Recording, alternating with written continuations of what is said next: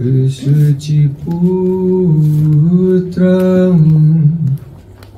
Atra Surupam Rupam Tasya Krajamuri Purim Machurim Kushtuatum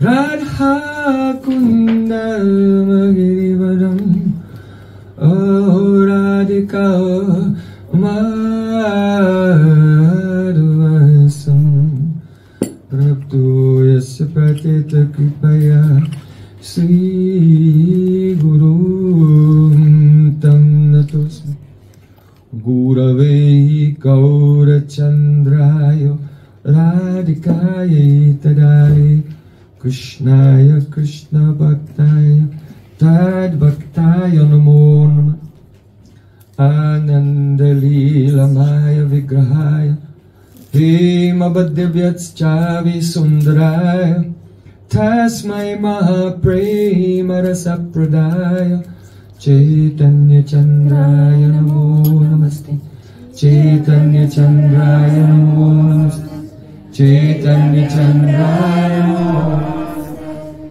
Bhaktya Vihira Aparada Lakshay Shikasta Kamanikaram Kamadi Kripa Maritam Shanam Prapanam Vrinde Namaste Charanarvindam Vrinde Namaste Charanarvindam Govinda Damodara Madhaveti Govinda Damodara Madhaveti Govinda Damodara Madhaveti Govinda Damodara Madhaveti. Everyone. Hey Krishna, Hey Radha, Hey Saketi, Govinda Damodara Madhaveti. Sham Sundar Shikanda Shika Smaraha Samurali Manoira Radhika Rasika Mama Kripanidhi Supriya Charna King Kurim Kuru Tavai Vasmi Na Jivami Tayavana Tivikayo Devi Tam Namam Charantikam.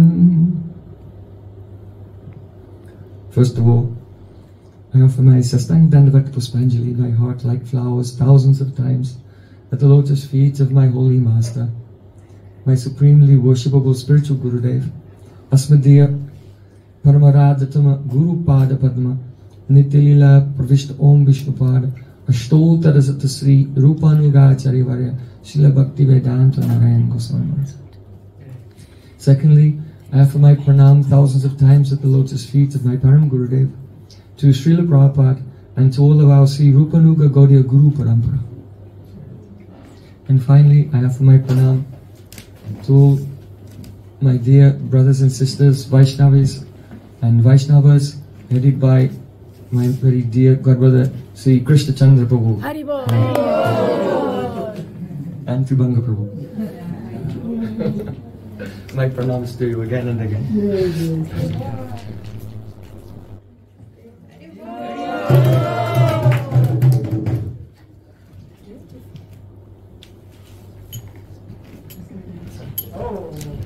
Krishna Prabhu ki jai.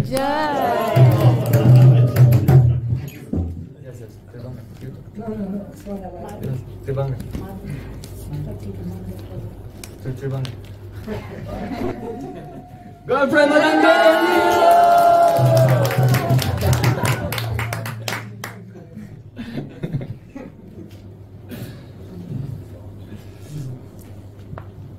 So, by the causes myself, Sri Gauran Gauranga, today I have a chance to purify myself by remembering the words of Srila Vishwanath Thakur and his Rāga-vartma-candrikā.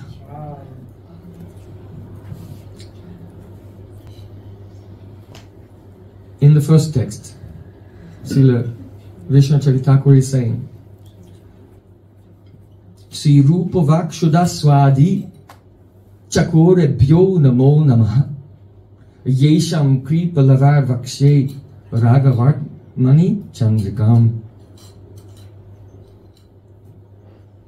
Namo Namaha means I am bowing down again and again with great humility, considering myself completely worthless and devoid of any qualities. To whom? Chakorebhyo. To those Vaishnavas who are like Chakora birds. The speciality of the Chakora bird is that he cannot stay alive unless and until one Chandrika, a moonbeam, will emanate from the moon, and he'll catch it and drink it, and then he can stay alive. This is the Chakora bird. So in this example, Sri Rupa Vakshudaswadi, the words, the Vak, the instructions coming from the lips of Srila Rupa Goswami, that is a Suddha, pure transcendental nectar, very flavorful and immortal, beyond time, a dosage, beyond this world, beyond our mind, beyond our intelligence. They are the divine words of Srila Rupa Goswami. And those Vaishnavas who cannot stay alive without drinking that nectar, Namo Namaha, and paying obeisances to them again and again. It is not possible to enter into this confidential subject without falling such a mood of Srila Vishnu Thakur as is expressed here. Now he's saying, Yesham Kripa Lava Vakshe.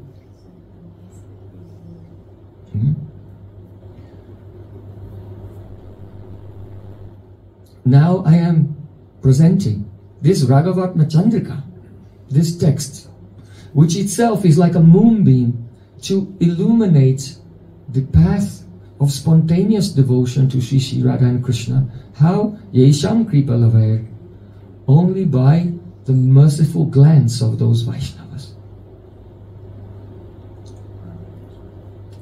This is so important.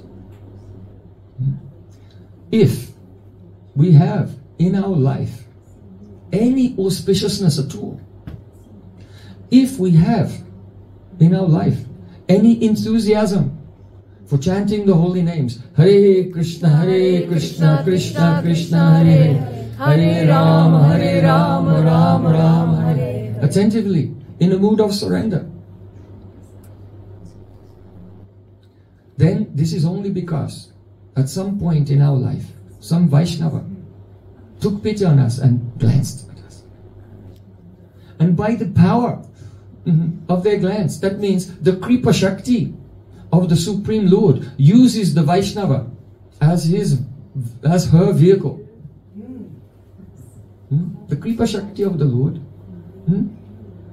she's sitting in the heart of the devotee. And wherever he's going, she's going. The Kripa is not available anywhere else. And if we can serve a devotee, a pure devotee, and please that pure devotee, and they'll just look at us with pity for our condition. And especially here, if we can serve them by body, mind and word, sacrificing everything, then they may look at us with some pleasure even. And only by their pleasure, then some lobe, some greed for the service of Radha Krishna can appear in the heart. Otherwise it's impossible. Krishna Tad Bhakta Karunya Matulavaika Hetuka. Srila Rupa Goswami Pad said that this greed, this qualification for Raganuga Bhakti, it is only attained by Kripa, by mercy of Krishna or his pure devotees. But Krishna became unmanifest from this world 5,000 years ago, so We'll have to go to the devotees. Even then, very rarely did Krishna give. In the form of Chaitanya Mahaprabhu, he has given.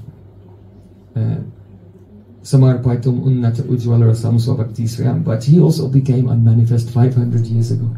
So now, our only shelter are the Vaishnavas. And this is why in the very first verse of Rāga-vartma-candrikā, Srila Vishnu Thakur is saying, again and again, I am bowing down to those Vaishnavas who are like the Chakora birds, greedy they're only sustaining their life by drinking the nectar of Srila Rupa Goswami's words. Why Srila Rupa Goswami? Why not someone else?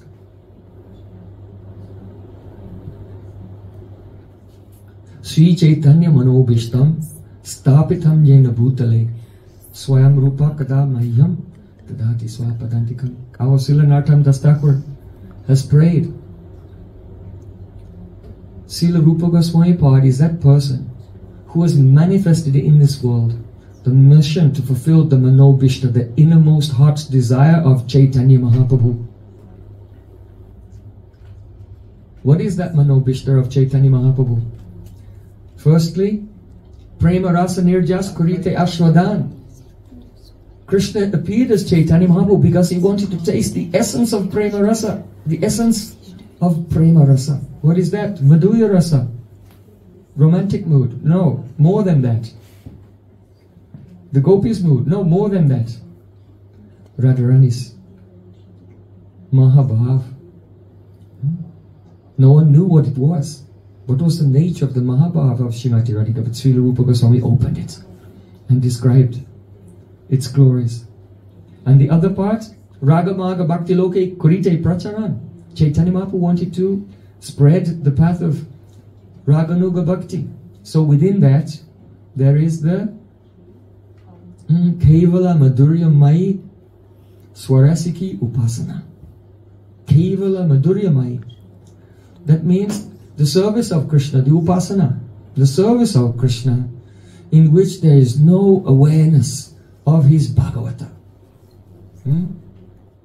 Gopatna-jatvam charita vidambayam. Shukadeva Goswami Pad said, when Krishna is playing in Vrindavan, he thinks, Gopatna-jatvam, I am the son of Mati Yashoda. Even he has forgotten that he's God.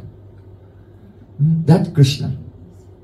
Service to him. So that is a Kevala Madhurya Mai Swarasiki Upasana. Swarasiki. A spontaneous service. Not like, painting by numbers.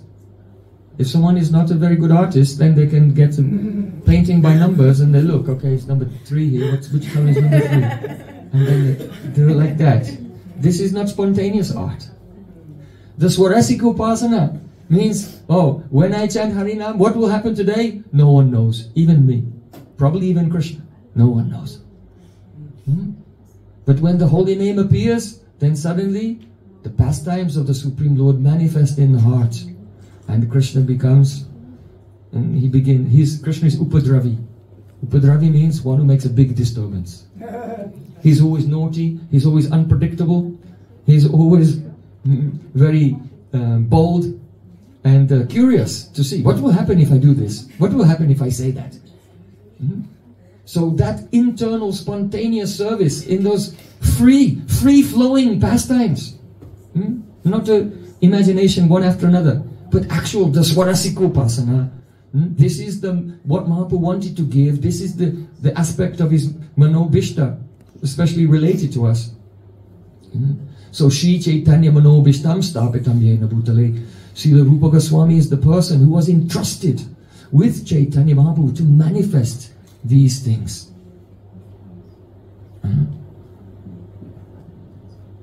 So Swayam Rupa Kadamayan Dadati Swapadantikam. When will Srila Rupa Goswami Pad give me the shelter of his lotus feet?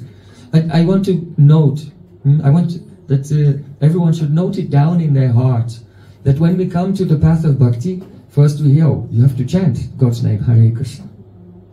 After that we learn, Krishna has some teachings, the Bhagavad Gita. Then when we finish that, then we find out there are more teachings in the Srimad Bhagavatam, in Chaitanya Charitamrita, and there are so many. pastimes of so many incarnations of the Lord, and so many devotees of different incarnations of the Lord. And even Krishna in Vrindavan, he has so many devotees. So it's a great wide world of spirituality. Where will we fit in? So Srila Vishnu Thakur is saying, for those who are initiated in this line, for those who have shelter of a Rasik, Braj Rasik, Rupanuga Vaishnava, then especially we should focus on the teachings of Srila Rupa Goswami. If we're focusing, we'll have to hear and chant about everything, but our internal life, for our internal development, we will follow in the footsteps of Srila Rupa Goswami and his followers, the Rupanuga Vaishnavas, outwardly by our outer form, and when we become more qualified also inwardly by our spiritual form. Until that time, inwardly we can pray, when will I be qualified to follow also internally? So Rupa Goswami, he has revealed the beauty of Radha Krishna Seva like no one else before. Ko Janata Mathura Vrindavana, Ko Janata Brajanita, Ko Janata Radha Madhavarati, Ko Janata Sohi Prita Jankali Rupa Shariranadara. If Rupa Goswami had not appeared in this age of Kali, then who would know? Ko Janata Mathura Vrindavana. Who would know the nature of Mathura Vrindavan? Here it can mean Mathura and Vrindavan, two different abodes of Krishna. There's a contrast between them, because in Mathura there's awareness of his opulence. Or it can mean Mathura can mean Braj Mandal, like Rupam Si Rupam Tasyagrajam Mathurim Goshtavatim. Here, Mathurim Goshtavatim. Raghunath Das Goswami is praying, oh my Gurudev, he gave me shelter in Mathura Gosht. So here Mathura means Mathur Mandal. It's another name of Braj Mandal. Mathura. So full of rasa. Ma means Madhusudan, and Ra means Radhika. And anything that gets in between Madhusudan and Radhika, pooh. Mathura. So that Braj Mandal is the place where we want to be, and we will not allow anything. Nothing should get in between the Radha Krishna Jugala Milan, the meeting of Radha and Krishna. So Ko Janata Mathura Vrindavana, Ko Janata Brajanita. If Rupa Goswami had not come to this world, who would have understood the Brajaniti? How? Brajavasis express their praying. It is not like Vaikuntha, bowing down, singing hymns. In Braja, there is always chow, tricking each other. There's always teasing each other. There's always competition with each other. There's always changing moods again and again. A surprise. Why are you behaving like this? Why? Like this. Everyone is teasing and joking and laughing and apparently disrespecting each other even. Huh? No one likes to be disrespected. Just as no one likes smoke in their face. But if the smoke is mixed with agur, is mixed with a very fragrant agur, oud, then it becomes incense and it's very pleasurable. So in the same way, no one likes to be insulted. But in Braj, because the insults are given with love, then everyone is so happy. Hey, Parastri Chor, you thief of other men's wives. Hey, Lampat Chudamani, you crushed jewel of debauchees. Like this, how the Braj Gopis criticize Krishna and abuse him. But it's done with love and gives Krishna so much happiness. Priya Adiman Kare Vatsan Vedastuti Oite Hari say more Raman. If Brahma and all the Devatas are offering prayers to me from the Vedas, then if the Braj Gopis will insult me with harsh words, then my mind is stolen away from the prayers of the Vedas. I only want to listen to this sweet nectar. So who would have known this nectar of the love, the way the bridge passes. Ko Janata Brajanita. Ko Janata Radha Madhava Rati. Who would have known the nature of the love, the Rati of Radha and Krishna, their Sthayi Bhav for each other? There's a speciality about Radha and Krishna's Sthayi Bhav, and that is, under no circumstances is their Rati for each other ever interrupted. It's never interrupted. Krishna at every moment only remembers Radhika. Radhika at every moment only remembers Sri Krishna. Even if Krishna is going to meet in a kunj and he meets with another gopi, at that time he's remembering Radhika. That's why Radhika is so upset with him. Why? Because she knows when he is there, he's not really happy because he's remembering her and he feels sad. So she's upset that he's sad. Why did he go there? She's only thinking of Krishna's happiness at every second. And Krishna is only thinking of Radhika at every second. One may say, well, if Krishna is only thinking of Radhika every second, why did he go there? Sometimes he makes some obstacle. Lokadvayat swajanata parato satova prana priyad api sameru samayadisyo. Srila Vishwanath Chakravarti, actually Radharani is saying, Vishwanath Chakravarti has revealed it, that love is of such a nature that if an obstacle is made by some humans in this world, or even by the demigods, Lokadvayam, from this world or beyond this world, if they make an obstacle, or even Swajanato Parato, if your own people, your own group make an obstacle, if Lalita says, don't go to meet with him, don't meet with Krishna, he is very naughty. So if your friends will make an obstacle, Parato, or even the opposite group, like Chandravati's group will make an obstacle, or even Swatova, even yourself make an obstacle. Sometimes Radharani, her contrary mood comes out of control, and afterwards she feels very sad. What could I do? I was bitten by the man snake. The poison of the man snake went into me and I was not in control. Prana Priyad, or even Krishna himself will make an obstacle to Radhika's meeting with him. Then Radharani said, then how does love behave? Kleshas tadapyati bali vijitya premaya vatana riribani vapustimeti. Love has no problem with this. Love does not know any problems. Even if the problems and the obstacles made by Krishna or anyone else are as huge as Mount Sumeru, the love increases. Just like if a lion comes face to face with a huge elephant, the bigger and stronger the elephant, the more his courage is inflamed. So just as the courage of a lion is inflamed by a bigger challenge, so in the same way, the Prem of Radhika is inflamed by more and more obstacles. So sometimes Krishna himself will make some obstacle to inflame the love. And then he'll meet with Radhika and apologize. So Rupa Goswami has revealed these things in the most beautiful way. What is this? So Janata, so Prita. What is the love and affection between Radha and Krishna? Mudram Darya Mayim Chanam Vitanute Taralya Lakshmin Chanam So Pekshakshanam Atanoti Baniti Outsaukya Basakshanam Shuddham Dristimitakshanam Pranayate Prankat Katakshakshanam Roshena Pranayena Chakalitadi Radha Dvida Vidyate. One day, after Krishna had met with Radhika, then something happened and he quickly had to leave. When he was leaving that place, Krishna was thinking to himself,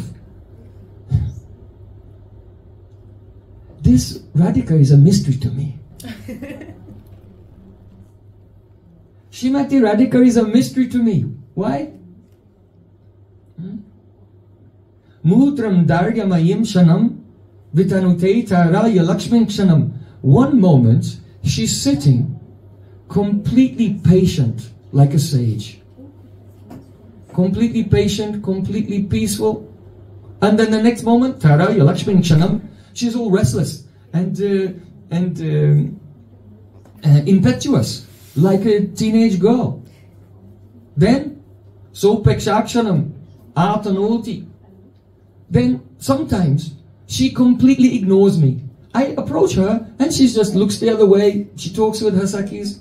She speaks to me with neglect. And she's very neglectful to me. And then the very next moment, she's very eager to talk to me, and she's full of eagerness to speak to me and to express her heart and hear things from me. Shuddham drishti mitakshanam. Sometimes I see Radhika like a very pure and innocent. She looks at me. Shuddham drishtim, with a pure glance. Vitakshanam. And then what happens? Pranayate prankankatakshakshana. And then she's looking at me and her eyes are saying, let's go into that conjure once. Meet with me now. Leave everyone else. So like this. Roshena pranayena chakulitadi. It's one moment she's angry with me, one moment she's feeling oneness with me. It seems that the intensity of Radhika's Prem has split her heart into two personalities, and I never know which one I'm going to get. And they keep changing as well. And like this, Krishna he's just daydreaming and wondering about the mystery of this beautiful princess, the daughter of Vrishabhana Maharaj.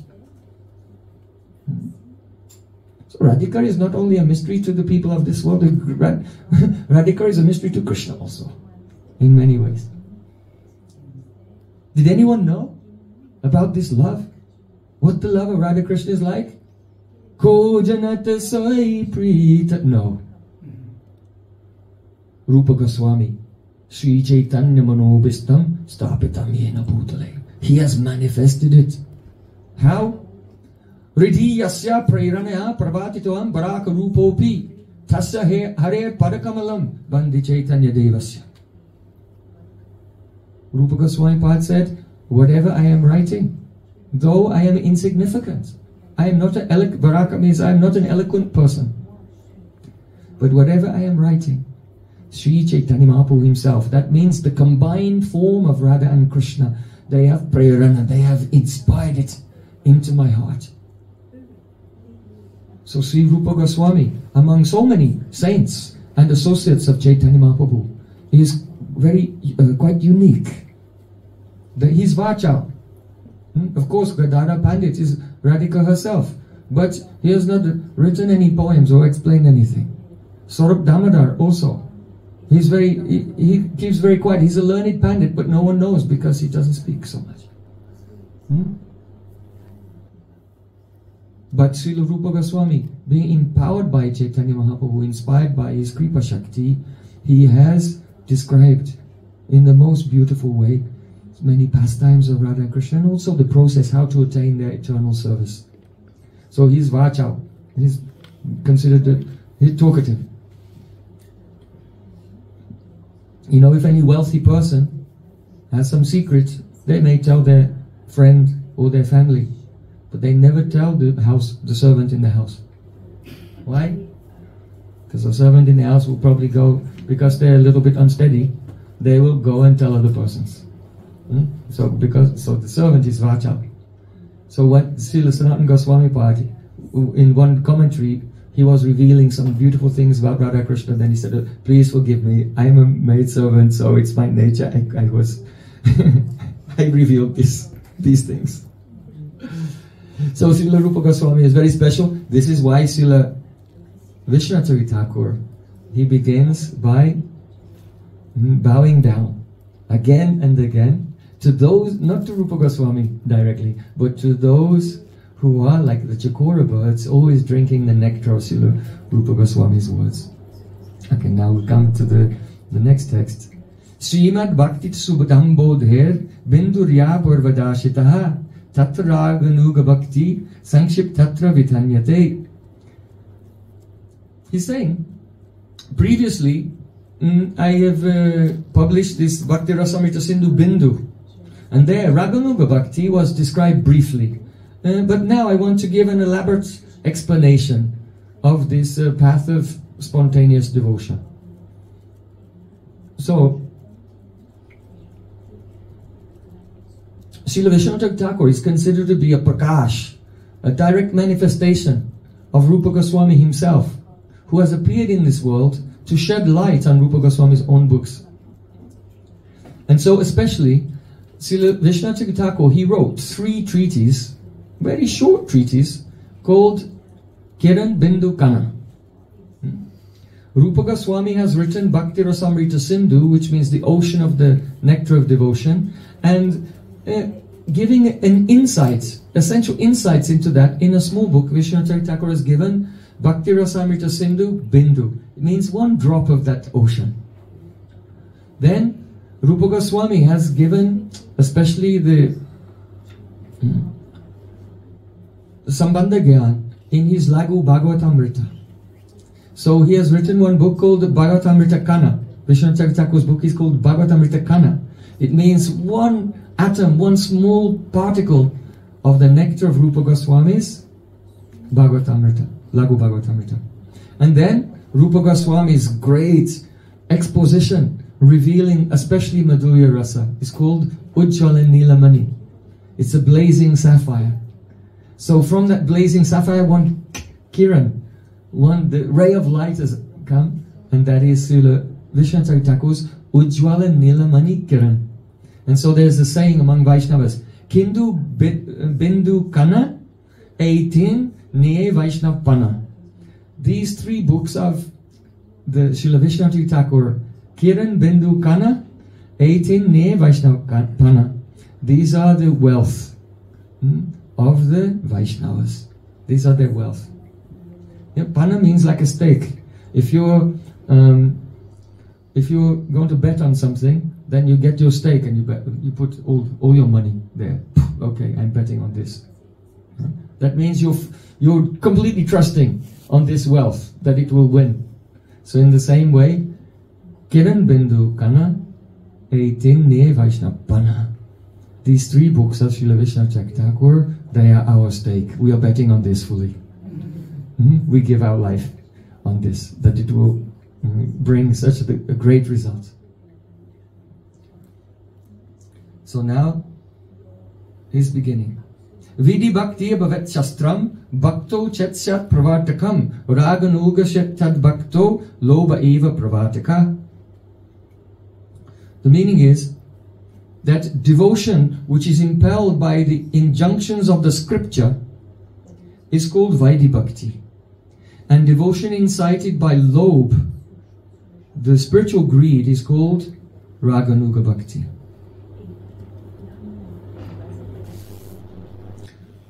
Bhakto pravite atrasya tat chikirsha sunischaya shastra lobat tat chikirsha shatam tad adhikarinau. To advance in devotional life means to nurture a single-minded desire, to engage exclusively in the angas of bhakti, hearing, chanting and remembering. And one can progress in bhakti in 2 different ways. One, out of fear of the results of neglecting the scriptural injunctions. And 2, with intense spiritual greed. Hence, according to one's qualifications, there are 2 types of practitioners of bhakti sadhana.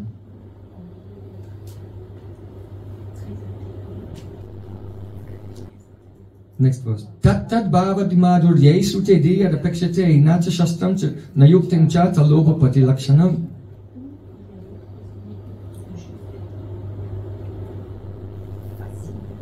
Here, Srila Vishnu Thakur is describing that if we hear that I am a soul, there is a Supreme Lord.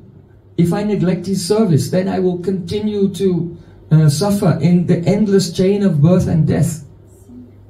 Even if I'm pious, even if I'm religious, then I may go up to the heavenly planets. And then my karma will be, good karma will be exhausted, and then I'll come back here again.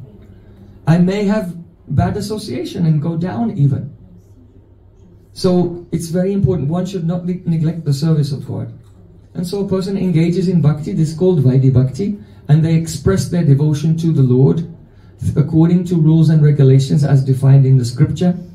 And they always think, what they're doing, they always think, I should do this for this reason. I should do this for this reason. So they use their intelligence in that way. Now, the other type of bhakti, Raganuga bhakti, it is pravrit. It is impelled. Pravrit means impelled by greed. And that is described here. Tatat bhavadi madhurye shrute di yadapekshate. When a person hears about the sweet, loving emotions of the Krishna's associates, then his heart is filled with the expectation for that. He hankers for that. He no longer depends on intelligence. Oh, this is something I should do because of this, this and this. He no longer depends on the guidance of scripture. You have to do this, otherwise a bad reaction will come.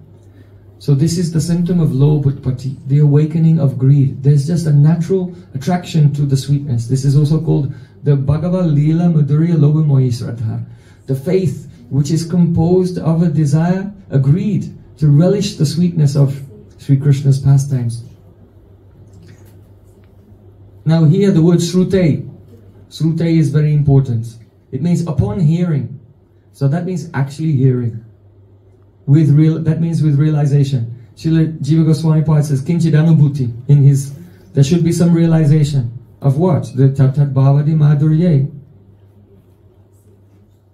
The beautiful love between the sweetness of the moods between Krishna and his associates.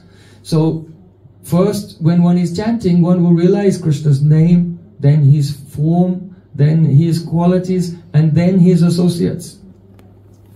And realizing this in the heart, by the hearing process, one becomes attracted. Oh, then his lobe is fully awakened. Before that stage, some greed can come. Actually, right from the beginning, when a person takes shelter of Guru and does Guru Padashray, he gets some greed. But at that stage, it's coming, but it has not fully awakened yet. It has not awakened sufficiently that he can actually engage in the sadhana of Raganuga Bhakti, even though he's begun the marg, he started the path. Due to the association of Raganuga Bhaktas. Now, this greed can come in two ways, either from Krishna or from his devotees, that we mentioned before. So we need to get this greed from Krishna's devotees. Now, this mercy which is bestowed is also of two types, Praktan and Adunik. Praktani and Aduniki. So Srila Rupa Goswami Pada said, Praktan Aduniki chasti yasya sad bhakti vasana Esha bhakti rasaswadas tasyai vairidi jayate.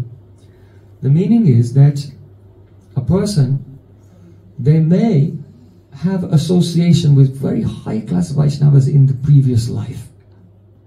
Those who have that association in the previous life, and from that association, yasya sad bhakti vasana, they have deep impressions of the sweetness of Sri Krishna. Then in this life, they immediately, when they are born, then after some time, gradually, that sanskar from before comes out, and they're looking for a Rasik Vaishnav Guru. They're not looking for a Guru who teach them how to open temples or just distribute books or feed cows or food for life or whatever it is. Because of their past sanskar, they're looking for a Vaishnava who, he may engage them in all of those things for their benefit, but they're looking for a Vaishnava from whose lotus mouth they can hear the sweet nectar of Sri Krishna's pastimes. They're attracted to that, and they look for that kind of Guru, and they take shelter at once. And the other type of person who does not have those impressions from the previous life, they're just making them in this life, then they're wandering here and there, and by great fortune they have the association of a Brajrasik Vaishnava. And then by hearing from that person and receiving their mercy, now for the first time some impressions are coming. Oh, Krishna is so sweet, so charming, so kind. He's the Akila Rasamrita Murti Prasimara. All the rasas are in him. And they become attracted in this life. So two types. Now,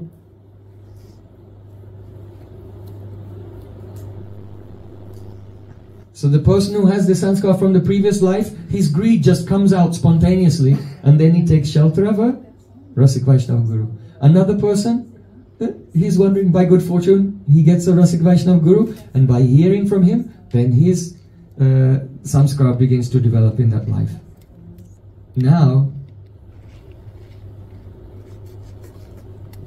Srila Vishwanath Thakur is saying, Tatascha tadrisha lobhavato bhaktasya lobaniya tadbhava praptupai jigyasayam satyam shastra yukta apeksha syat. This is very, very important. Very, very important. Please hear it carefully and never forget this. When the feeling appears in the heart by the mercy of pure Vaishnavas, I want to serve Krishna like his associates in Vrindavan. And that feeling is not pravrit by logic or reason or scripture. It's just coming by mercy. It's a greed, a natural greed. At that time, that person has no option. If he wants to attain that object for which he's greedy, he has no option but to take shelter of the Shastra. You see? Understand the important point. The important thing that's being said here is, even though the inspiration to serve, the pravriti, that which is initiating your engagement in bhakti, is not dependent on Shastra, but you are still dependent on Shastra to find out how to fulfill that desire.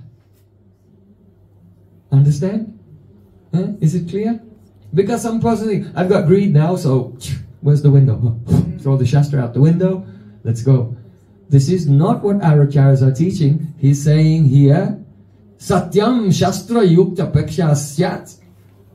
Now he's become the very eager to attain his goal. He's become greedy.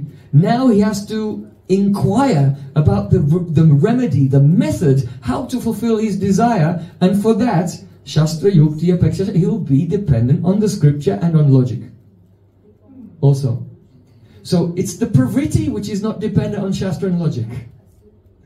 But one will have to be dependent on Shastra and logic in order to fulfill that greed which has appeared.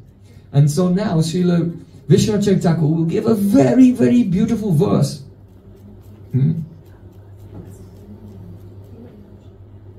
From Srimad Bhagavatam.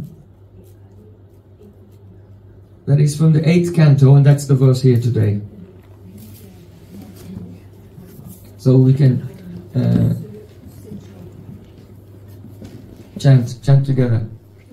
Yatagni medasya amritam chagoshu bhuvannam ambujyamane chavrittim yoga manusya adiyanti tvam guneshu buddhya kavayo vadanti. The meaning is that Lord Brahma is explaining, is actually praying to the Supreme Lord himself in the 8th canto. And Lord Brahma is saying, just as a human being derives fire from wood, milk from a cow, grains and water from the earth, and money from making business, doing some enterprise, and thereby he maintains his life, in the same way, O Vishnu, those who are kavayo vadanti, those who are expert in bhakti, they say that we can attain you by utilizing our intelligence and taking proper association and guidance. By this we will overcome the 3 modes of nature and thus gradually progress in bhakti. So this is the verse that we're discussing today, and it's extremely profound. For example, let us say that there's a child, and the child sees some milk. Then the child feels, seeing the milk, he becomes greedy. I want milk.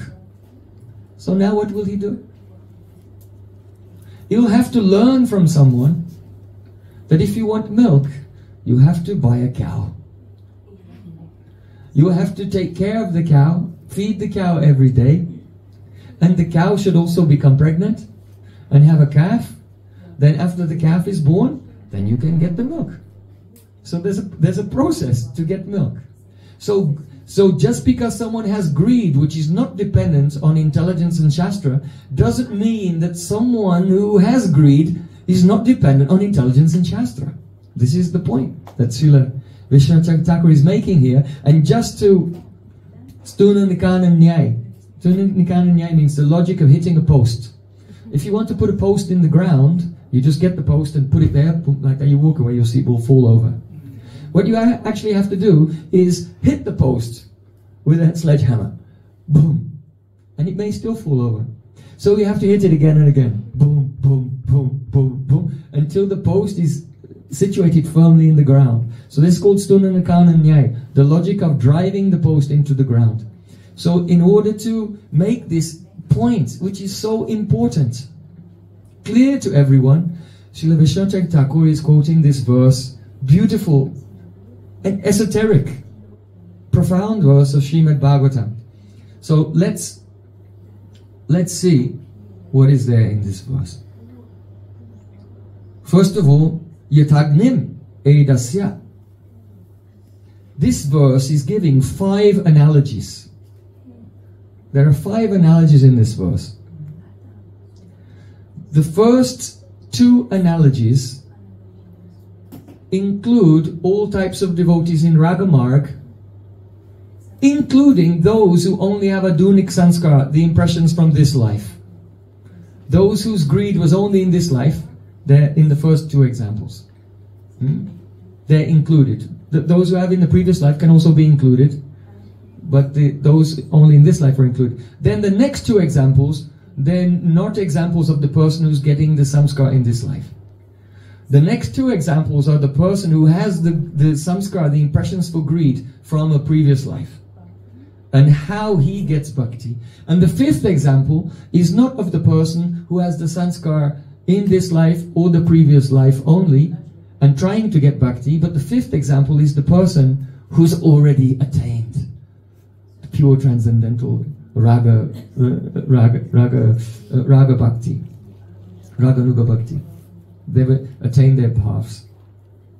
So, how is that? First of all, the example is given, Yatagnim Edasya, a person who wants fire.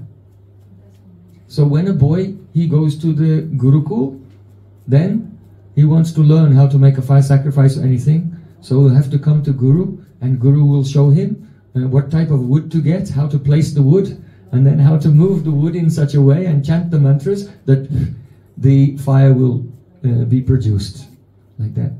So that is the example of the person who, it's of both, but includes the person who doesn't have the sanskar from the previous life. He will have to approach a guru, and guru will tell him, this is the process, how you will do it, how you will progress. Very big. Guru is essential. Now Rishya said, Savai priyatamas chatma yato na bhayam anvapi iti veda savai vidvan yo vidvan so gurur hari. It's a small verse, like a Gita verse, but there's a lot in it. He's saying, Savai priyatamas chatma. Certainly, Krishna is Priyatama, your most dearly beloved person. Why? Krishnam evam enam tavehi tvam atmanam akilatmanam. Shukadev Goswami, he has said that in this world, whatever is dear to you is only dear to you because of its relation to the body. You love your parents, you love your brothers, sisters, your country, your husband, wife. Why? Because they're related to this body. If the soul will leave the body, then wherever you're born, you'll love those parents and that society. So the love for anything else is due to the relation with the body. And the love for the body is because our soul is there. So the soul is that which is really dear to us. But the reason our soul is dear to us, because the soul of our soul is the Supreme Lord. So, Savai Pratamas-chatma, the Supreme Lord Krishna is Priyatama, the most dear. Cha Atma means and the soul is dear. Also, our own soul is dear to us. But Krishna is Priyatama. Our soul is priya to us, dear. But Krishna is Priyatama, most beloved. This is a natural relationship. Now, Yato na bayam anvapi. If a person knows that, if a person knows his soul, and he knows the Supreme Soul, and that they have a natural loving relationship, then that person, bayam anvapi, never experiences any fear. How much fear does he not experience? Anvapi, anu-api, means even the smallest, most indivisible fraction of fear that you could possibly experience. A person who knows that God is dear to him and he is dear to God, he never experiences even that much fear. Nothing. No fear at all. So iti veda, one who knows this. Iti veda, one who knows the Lord is beloved and the soul. That also means one who knows that the Atma and the Paramatma are not one. Savai Priyatamas Chatma, Cha. There's Priyatama and Cha Atma. The beloved Lord and the soul. Be careful, because there are many spiritual movements. They're trying to say everything is one. You're God. Aham Brahmasmi Sarvam Kavadam Brahma. Misunderstanding the Vedic statements. So here, one who knows that the soul and God are two. Inconceivably one and different. But there's some difference between them. God is great. He is the foundation of all existence, and we are His part. Mamaivang so jiva loke jiva bhuta sanatana. We are His part eternally. So one who knows that. Iti Veda. So vai vidvan. That person is a vidvan. He's vidvan. That means filled with knowledge. Yo vidvan sa gurum hari. And a person who is a vidvan, that vidvan is guru. If someone has no fear ever of anything, due to always being in love with the Supreme Lord, that is guru. That vidvan, that learned person is guru. Yo vidvan so gurur hari. And that guru is also hari. Because though the conditioned souls, they cannot see God in this world, but one form of God is the form of the vidwan, Sri Guru. Yadyapi amara guru Chaitanya das tatapi jane ami tahara prakash. Even though I know my guru is the devotee of Chaitanya Mahaprabhu, I also see him as one form.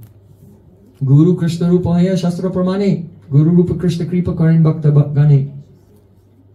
Guru Krishna Rupa. Guru is one form of Krishna. It's the form of Krishna in which he gives kripa, kindness, to all the living entities in this world.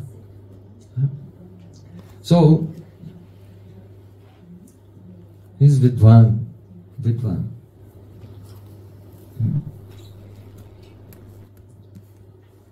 So the first person, the example of how one gets fire. And the example is, we have to go to a guru, that means someone who knows, and they'll teach us the process. So similarly, one who has attained greed in this life, or from the previous life, he will come to guru, and who will show him the path of Rupanuga Bhajan. That's the first example. So then the next example is, how does one get milk? So we discussed, you need a cow. Cow has to give birth after that. Now this example is very special, in the sense that the difference is this, that if one has a guru, but he also has sadhu sangha, he has good association of Vaishnavas, then it's easier to make progress quickly on the path. Why? Because if you just walk up to a cow and start trying to squeeze, it will be very difficult. So what do? You bring a calf with you. You need some sangha. Govatsa sangha, the association of a calf. And you bring the calf, and the calf starts to suck the udder from the cow, and then the cow is so ecstatic feeding the calf that the milk starts to flow, and then you keep the calf on one side, and then milk is coming like anything. So here, the example of the milk is given, that person who comes to Guru, he gets some greed, and he learns about the path. If he has the association of sadhus as well, then the nectar of bhakti he can taste the nectar of bhakti more. So now then, Lord Brahma is giving 3 more examples. Now the next 2 refer to those who have the samskars from the previous life also. So here it is said that one can get grains from the earth. Now, who can get grains from the earth? If you go to the field, and the field is full of ripe crops, there's a reason why the field is full of ripe crops. Because some seasons before, someone planted a lot of seeds. And so this example of the person who goes and he gets the grain from the field, this is the example of the person who in the previous life, the Rasik Vaishnavas have planted the seeds in his heart, the seeds of greed. So in this life, he can just go to the field and take the harvest. So those who have the impressions from the previous life, they advance very quickly. It's as if everything's just there waiting for them and they just collect it. That's the 3rd type. Then the 4th type, taking the water from the earth. If a person has strong impressions from the previous life, he still has some obstacles in the way. But due to the past impressions are very strong, he can quickly do the hard work in his sadhana and the obstacles are removed. Just as a person who is looking for water, he comes and he digs and he's digging and he moves away the earth and then he finds the sweet water and tastes the sweet water. So for the person who's just getting the impressions in this life, it's more difficult. They come and they apply themselves in bhakti and it takes a long time. They're slowly going through their anarthas. But for the person who has the samskar from the previous life, he just gets his shovel, starts digging, and in a few days, sweet water. So these are the 4 examples we have discussed so far related to the Praktan and Aduniki sanskars. Now we come to the 3rd one, the person who gets money from enterprise. So Srila Vishwanath Thakur has given the example that this really means the devotee who has already attained his bhav. He's in ecstasy, just like a person who, his job, let's say, he's a performer in a theater, singing and dancing. So he comes to the theater, he sings and dances, and then he gets paid. So in the same way, those who've already attained bhakti, they sing and dance, Haribol, Haribol, and at once they're feeling the ecstasy Krishna is giving them. Tanat monam apachaya pachayo nayasya. It is said that Krishna is so kind. What to speak of fulfilling the desires of his devotees, he gives himself even.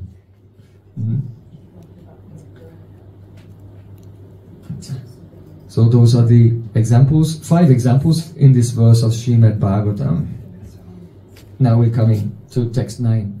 Udbhute tadrishe lobe shastadashiteshu tad bhav prapti upayeshu acharya checha vapasa swakatim benakti. Srila Vishwanath Thakur is saying, when the sadhak, he has greed, then the Supreme Lord inspires him in 2 ways. As Uddhav has prayed to see Krishna, Naivopayatya patitim kavayastavesha brahma yushapi kritaridda mudas barantaha yontaba his tanubritam ashubhan vidunvan acharya chaita vapusaswa katim byanakti. After hearing spiritual instructions from Sri Krishna, Uddhav said, "Oh my Lord, the great poets, even if they glorify you for the life of Lord Brahma, 311 trillion years, then still they cannot find words to express how grateful they are to you. Why? Because you are so kind. You appear in 2 ways. Acharya Chaitya Vapusa Swagatim Byanakti. Which way to go? How do I find the path? Don't worry. If someone has greed, Krishna in the heart gives inspiration. Anta, and by his externally, he gives guidance as the Acharya as well, in the form of a pure Vaishnava. So in two ways, Sri Krishna gives inspiration. Also, Srila Vishwanath Thakur is saying here, he may receive direct instruction from the Guru and be inspired in his heart. Another person, he may hear from any elevated sadhus as well about the deep moods of Raganuga Bhakti. And there are few persons who, from their previous life, they're very advanced and their heart is immaculate. They have a Shuddha Chitta, completely pure Chitta, and greed is there from good association. They may discover how to do bhajan internally just by a revelation. But they are very few and rare persons. Vishwanath Thakur says, Keshu Chid. Those are very rare cases. Now, but all three of these persons, they have some symptoms. Yatha kamatinam kamopayeshu.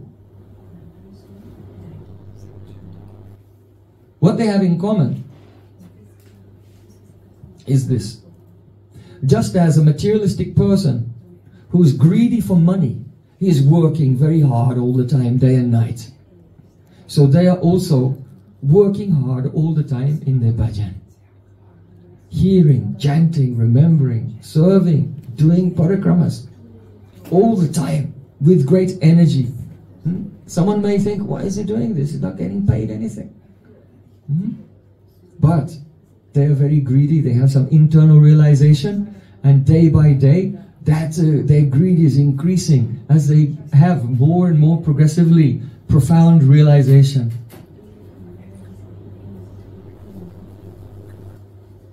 So, Srila Vishwanath Thakur is quoting a verse that Krishna spoke to Sri Uddhav in Srimad Bhagavatam. Yathaya tatma paribrijate so matguna kata shravanabidhane tatata pashyati vastu shukshmam chakshor yataivanjana samprayuktam.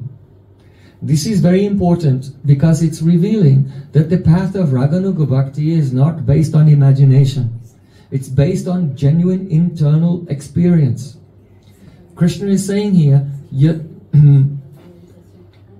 Chakshor yataivanjana samprayuktam. A person has a disease of the eyes by which they cannot see clearly. So a doctor gave them an anjan, an ointment. And so he's smearing it on his eyes every day. And gradually, before the print that was small, he could not see.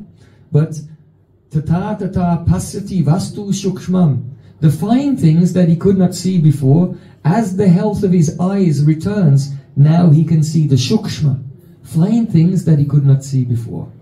So in the same way, yataya tatma parimrijjate. So as a person goes on cleaning their chitta, the innermost region of the heart is being cleansed by what? Matguna kata shravanabidhane. By hearing beautiful harikatha and by chanting and remembering.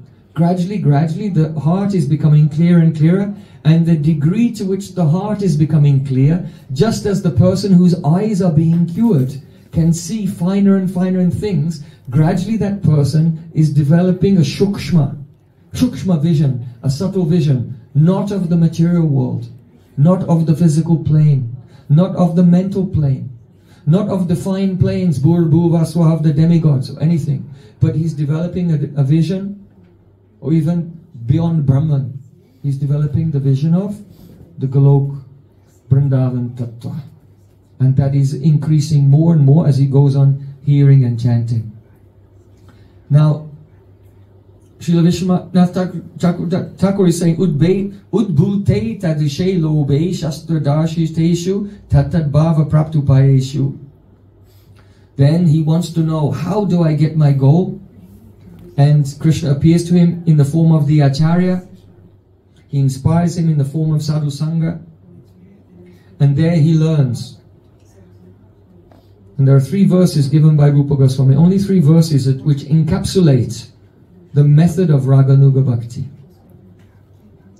He said, Krishnam smaram janam chasya prastam nijasami hitam tattat katar chaschaso kuryat basam braje sada. It means the devotee should always remember Krishna along with an associate that he wants to follow. The associate whom he desires to emulate and become like and serve under the guidance of in a similar spiritual form.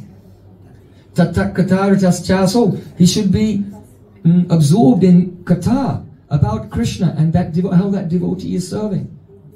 Kuryat basam braje sada, and he should always reside in Braja. So sometimes people wonder, how do we get the spiritual body? This is the verse which is explaining it. Because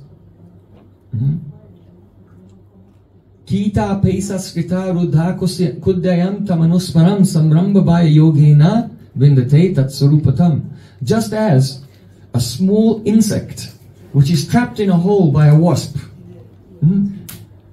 the insect cannot get out, but the wasp cannot get in. And so he's trapped. And he's afraid, and he's hearing the very loud sound of the wasp. He's terrified. And he becomes so absorbed in the wasp that he turns into a wasp. So in the same way, Krishnam smaram janam chasya. If a person is always absorbed in the way that one associate is serving Krishna, his chitta will exactly become like the form of that associate. And then he can follow the next verse. Saiva sadaka rupena siddha rupena chatrahi. In that internally realized spiritual form, he goes on serving Radha and Krishna, tattat bhavalipsana karya brajalokanusarata, and following the Brijbasis who have the mood that he's aspiring for. Our Prabhupada Srila Bhaktisiddhanta Saraswati Thakur, he has manifested in this world the guidance, how to understand Bhakti Tattvas, how to enter into Raga Marg. And by his association, by his kindness, he infused that mood into his near and dear associates. Like our Srila Prabhupada, our Srila Bhakti Pragyan Keshav Goswami Maharaj, Srila Bhakti Rakshat Sridhar Maharaj, Srila Bhakti Pramod Puri Maharaj, Srila Bhakti Dayat Madhav Maharaj. By his association, he inspired that mood into their hearts, and they have inspired the next generation. This is how this bhav comes.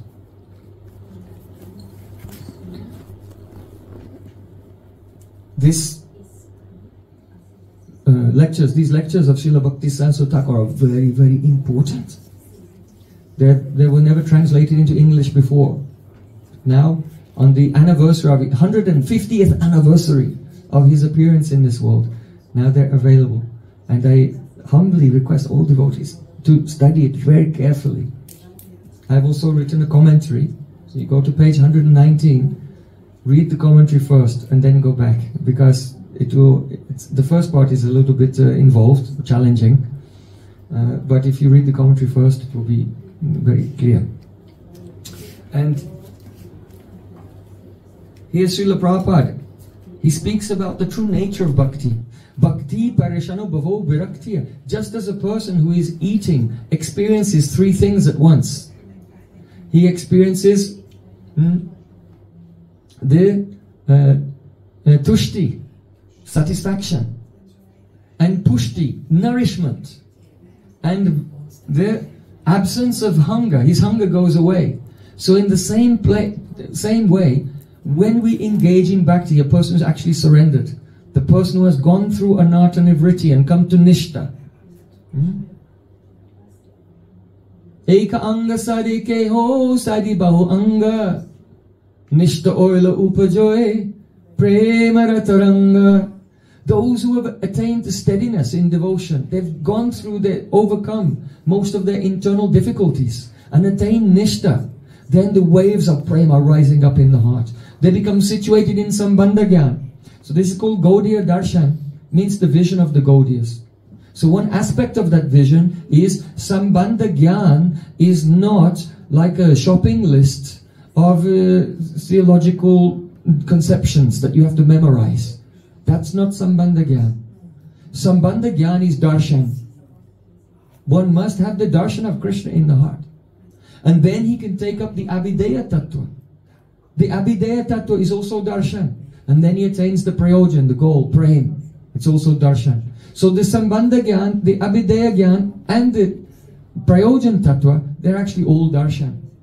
And before that, that is, he gives the example, that is like someone going into the forest at night to hunt and just randomly shooting arrows in the dark, hoping to hit something. So bhakti is not blind. The first thing, bhakti parishano bhavo viraktiya. When we engage in bhakti, there's tushti. That is the satisfaction. In other words, the heart is expanding with joy due to pleasing Krishna. Then there is bhakti parishanubhav.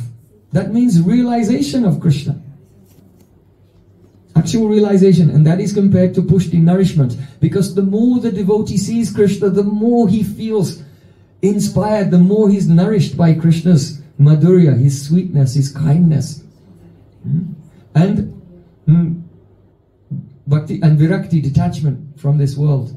If a person experiences the joy, rasavarjam rasopyasya pramdashta nivartate. If a person relishes that internal nectar, then they become completely detached from everything in this world. So anyatra chaisa trika ekakala. These three things, ekakala, they come at the same time, at one time, for a person who is engaged in bhakti. So if we are not experiencing that, if we're not experiencing that, it means we have not entered into Shuddha Bhakti yet. So the Kanishta Adhikari from Ado Shraddha, Sadhu Sangha, Bhajana Kriya, Anartha Nivristi, he's just cleaning the darkness. The darkness is being cleaned away. And when, not all, but most of the Anarthas have gone and Nishta comes, now actually his Bhakti begins. Real Shuddha Bhakti, which is characterized by these three experiences simultaneously.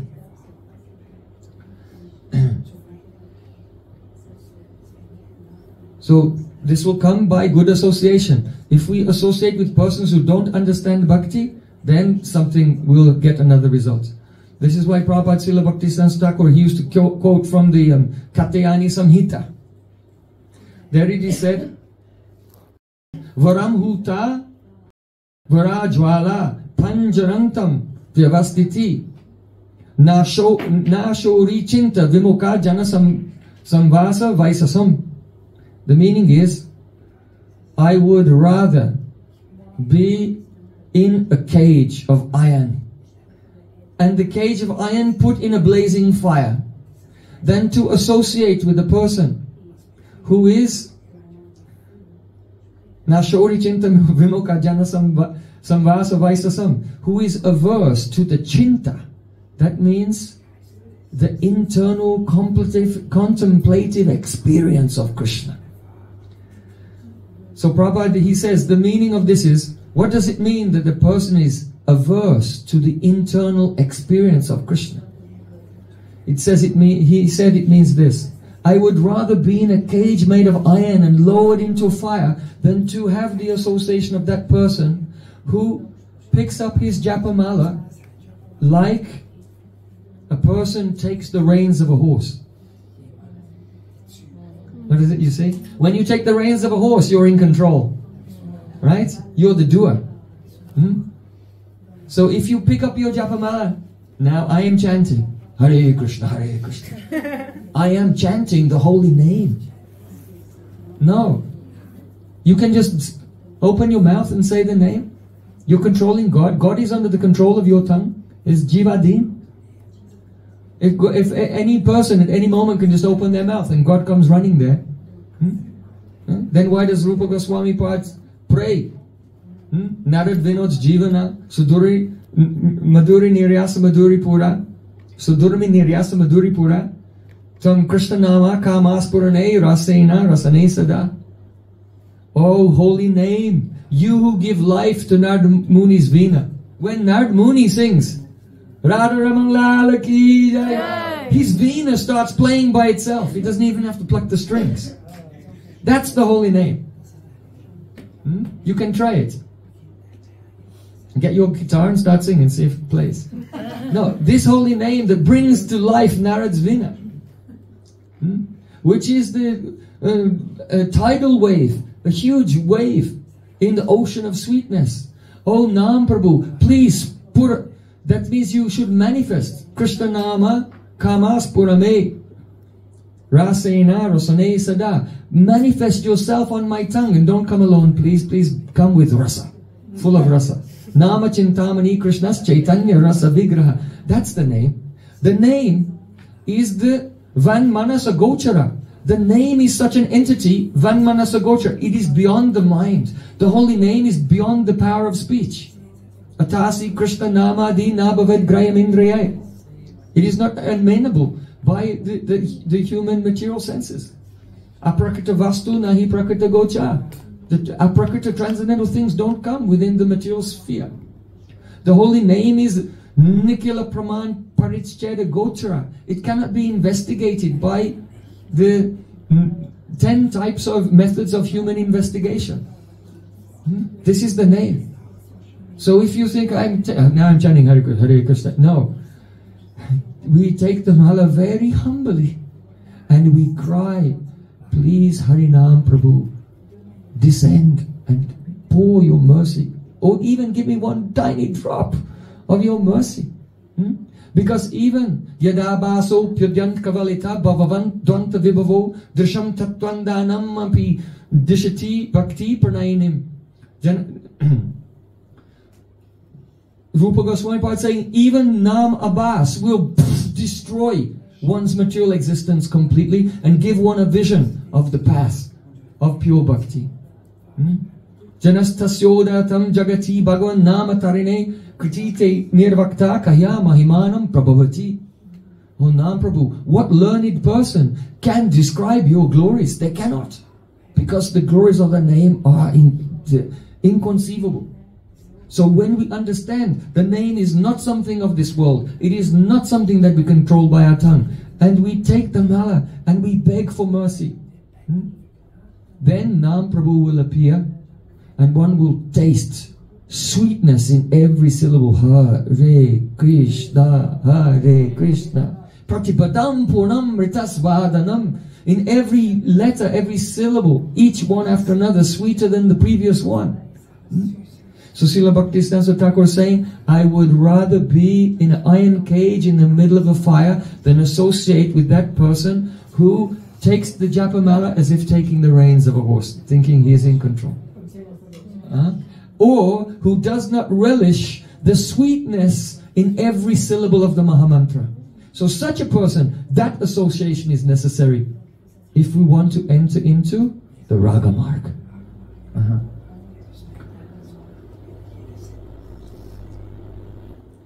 Srila Bhaktisiddhanta Thakur, one day, he was in Jagannath Puri.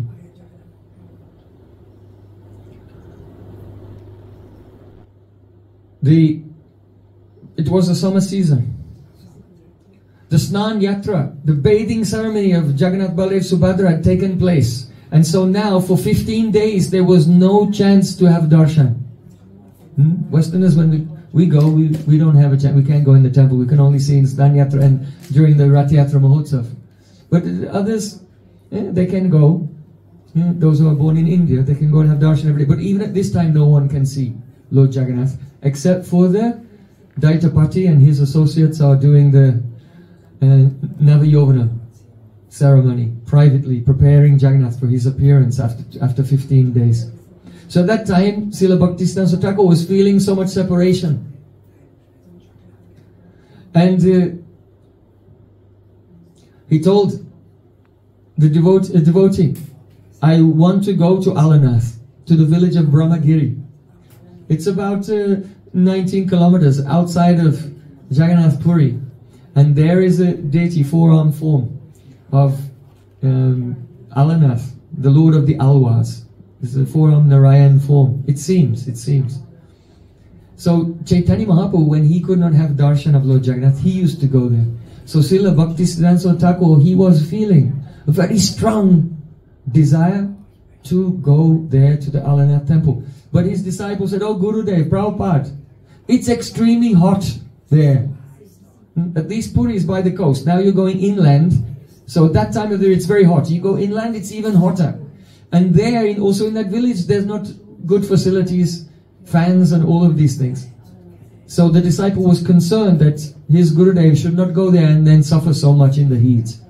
So he said, "Gurudev, don't go because it's very hot there." So then Srila Bhaktisiddhanta Thakur said, "Stitva bahir vyajana yantra nibad dori pane vikashana vasan mriduvi jayani uttunga keli kalita shramabindu jalam alopayami manitasmitam aharani." At once when the disciple said, "It's very hot there," then this verse of Srila Vishwanath Thakur came bursting from his heart. He said, if it's hot there, then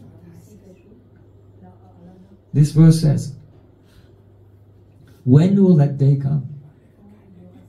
When Radha and Krishna are meeting together within a beautiful kunj in the forest of Vrindavan.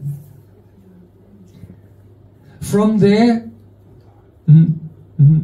ecstasy of meeting, they become very hot. Perspiration comes. And from their loving pastimes. So at that time, when will that day come? I'll sit outside the kunj.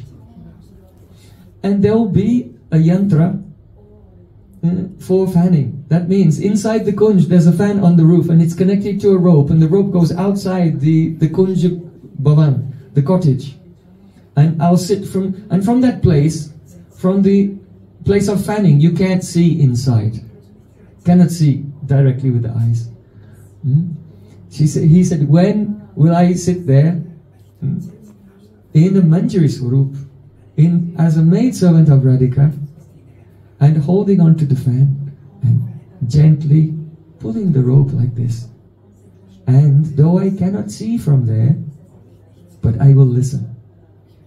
And hearing the sound of the tinkling of Radhika's ankle bells and waist bells, hearing the sound of their laughter and their sweet words, then I'll smile so much with great satisfaction while I'm finding them. So though Srila Bhaktisiddhanta Thakur was very careful to hide his mood, sometimes it would come out. Oh, that place is very hot. Oh, if it's hot, then I'll have to fan Radha and Krishna. Because he has no sense or awareness of what will make him happy. He doesn't think. He's only thinking how to give the joy to Radha and Krishna. That is the nature of the Kamanuga Bhakti or the Kamatmik Bhakti. There's not the slightest tinge of any desire for oneself. Nija premanande Krishna sevanand bade senandera pratibhakta hoy mahakrode. Srila Krishnadas Kaviraj Goswami, he said that the devotee feels ecstasy from his service, and he also feels ecstasy from his praying. But if the ecstasy of the praying gets in the way of the ecstasy of serving, then he'll criticize his own praying. Angastam marambamatungayantam premanandam daruka nabhyanandat kamsarate vijnayena sakshat akshodiyan antarayo vyadai. The example, famous example is given of Daruka. Daruka was fanning Krishna, but as he was fanning Krishna, he felt so much ecstasy that he became stunned and he couldn't move and he lost external consciousness.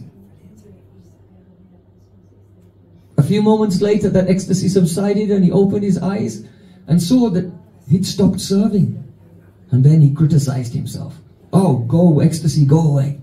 Don't get in the way of my seva.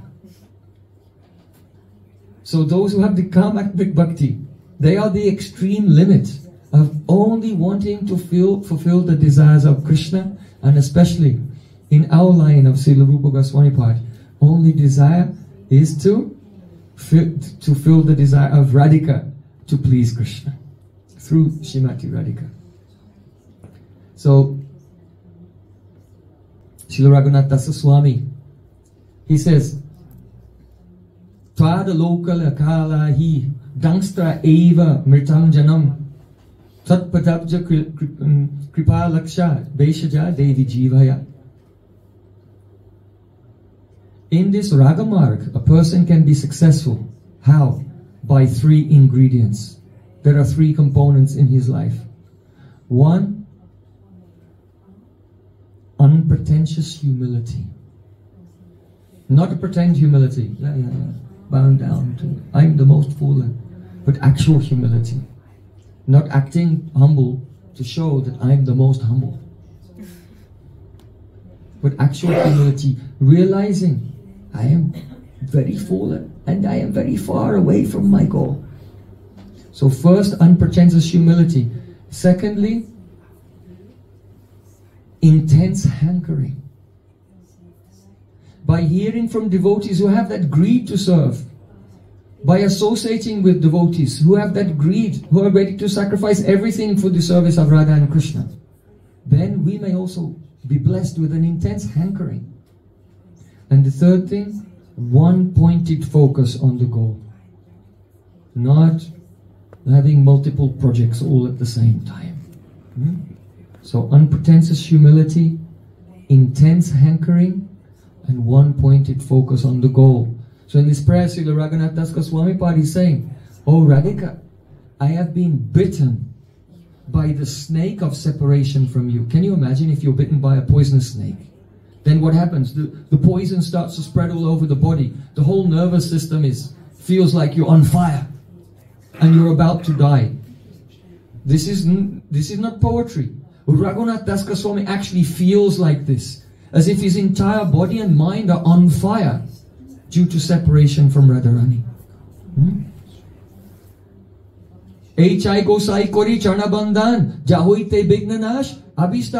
Just by remembering the lives of our Goswamis and praying to them, all the bigna, the obstacles in our spiritual life, all destroyed. Just remember how Raghunath Das Goswami is actually on fire with the poison of separation from Shrimati Radhika. Oh Devi, oh Radhika, please bring me back to life. How? By the touch of your footlag. Why? Because it's the position of the maidservant every morning when Radhika wakes up. She has to help her bathing and decorating, and also painting the red lac on her feet. It's so dear. It's so dear to that maidservant. So Raghunath Das Goswami prayed, Asha Barara Amrita Sindhu Maya Katanchit Kalau Mayati Gamitam Hi Asam Pratam Hi Tanchit Kripam May Vidasya Sinaiva Kimme Prana Brajena Chaparuru Bakarinapi. Oh Shrimati Radhika, for a long time I have been carrying a heavy burden of hope to attain your service. But now this burden has become so heavy. My hopes have become so heavy, but they're not fulfilled. I cannot carry the weight anymore. I cannot go on anymore. Everyone who was sent to help me, Yadunandanacharya, my Gurudev, Swarup Damodar Goswami, Chaitanya Mahaprabhu, and Roy Ramananda, Swarup Damodar, Rupa Goswami, Sanatan Goswami, they have all left this world now. What will I do? Oh Radhika, if you will just sprinkle one tiny drop of mercy on my head and save my life, then I can go on. Otherwise I cannot go on anymore. This is one-pointed attention, completely. For Raghunath Das Goswami, nothing exists in the world. Nothing exists. I will die if I don't attain your mercy right now. And if you say, oh, let Krishna give mercy, then I say, Prana Brajena Chabaroru Bhakaranapi. Oh Radhika, without your mercy, what is the use of my residence in Brajmandal? Even I have no use for Krishna's mercy if I cannot attain your service. So these are the ecstatic moods of Srila Raghunath Das Goswami, the prominent follower of Rupa Goswami. Our great acharyas, they are living this in their life. Perhaps you know that once Srila Bhaktivinoda Thakur wrote a letter to Srila Bhaktisiddhanta Thakur.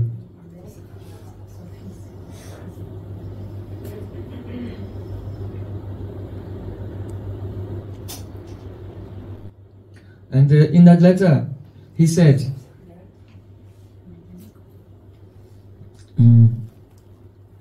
Hridaya balilo kebo daita dasero sevo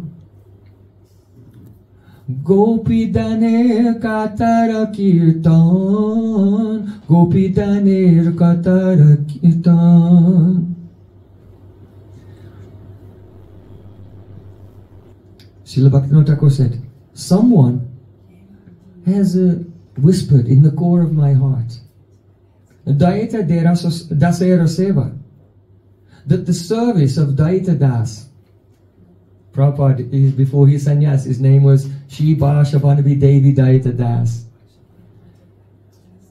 So, Hridaya Balilo Keba, someone has spoken in my heart, Daita Dasera Seva, the service of Daita Das is Gopi Dana Katara Kirtan, performing the kirtan of the kata, which is Gopi Dhan. That kata, which is the treasure of the Braja Gopis. To sing that, that is the service of Daita Das. In other words, our Prabhupada Srila Bhaktisiddhanta Thakur, in the form of Mani Manjari, her main service is singing. Singing the beautiful pastimes of Radha and Krishna. Singing songs that Radhika herself has taught her at the appropriate time. And when Radha and Krishna hear each other's qualities sung by that maidservant, then they experience the greatest joy.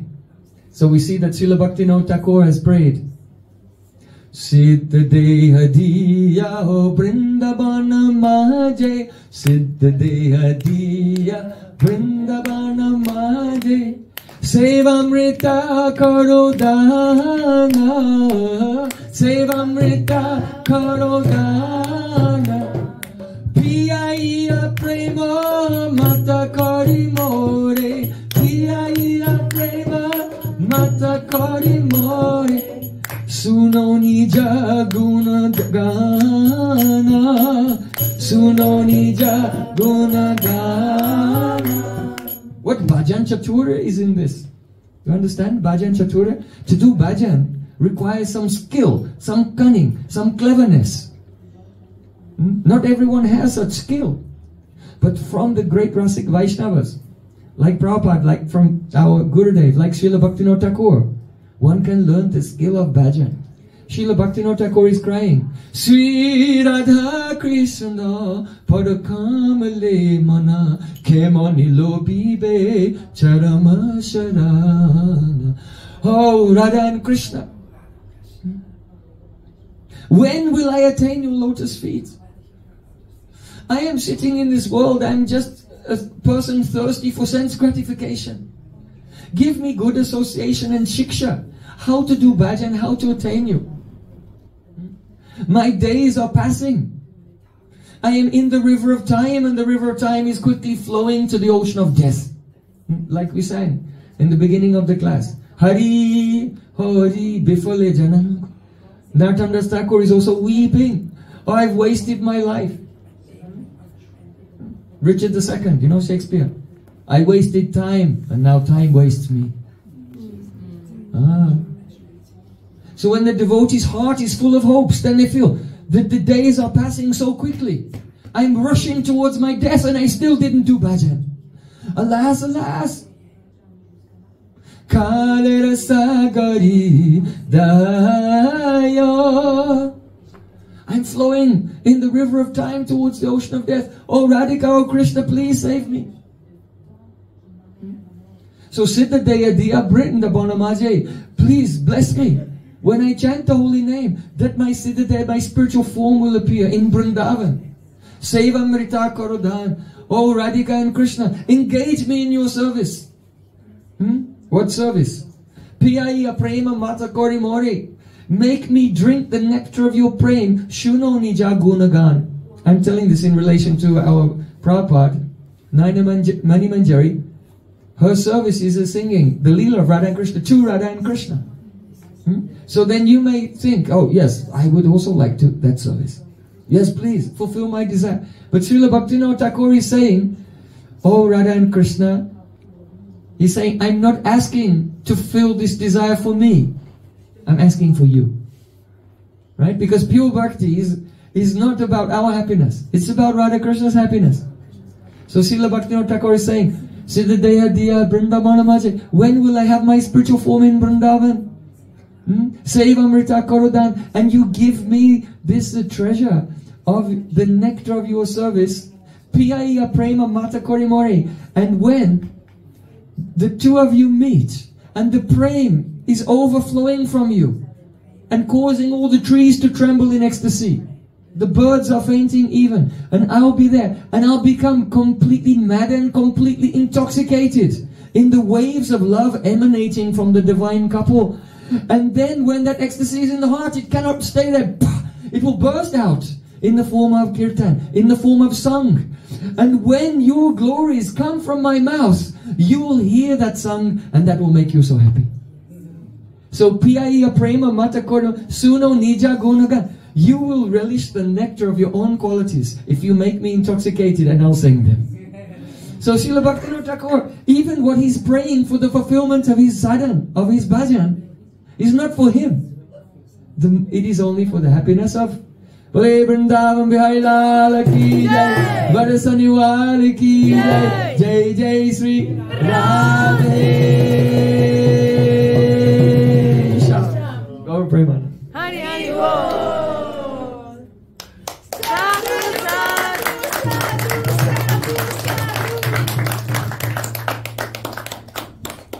You are very kind to tolerate me and very patient to listen to all of these things.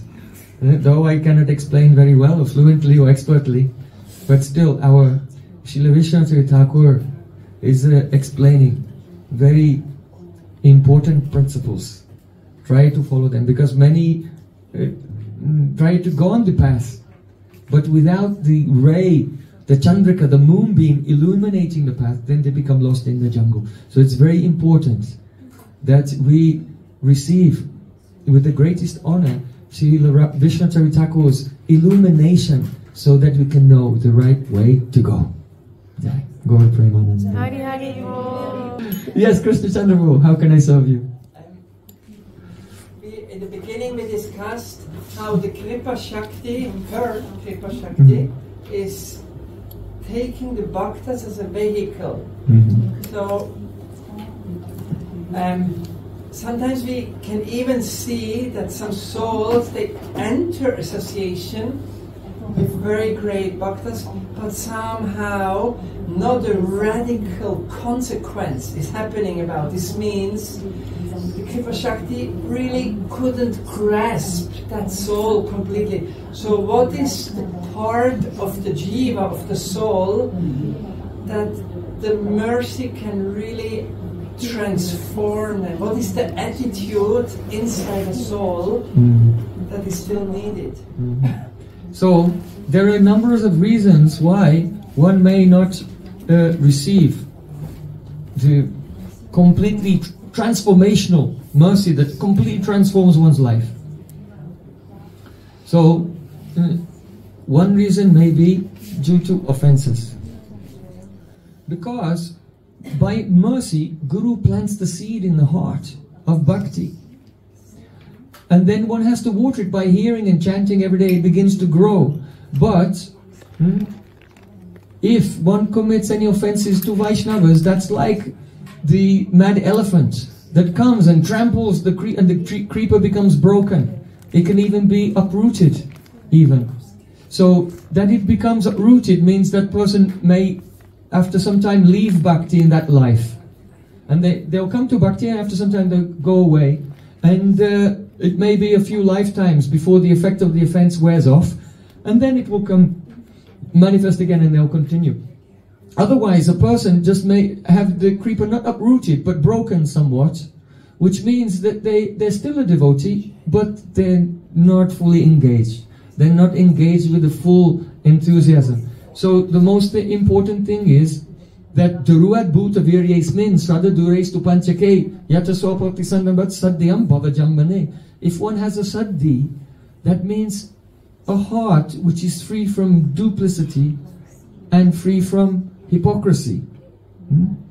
Especially finding fault in others is the main hypocrisy. Yeah. Shakespeare also said, he said that every man has a big bag in front of him, which is full of his neighbor's faults, and another bag behind him full of his own faults, but he doesn't look there. Like this. So if a person is not critical, and they're also not hypocritical, that's called a smooth heart. So the smooth-hearted person,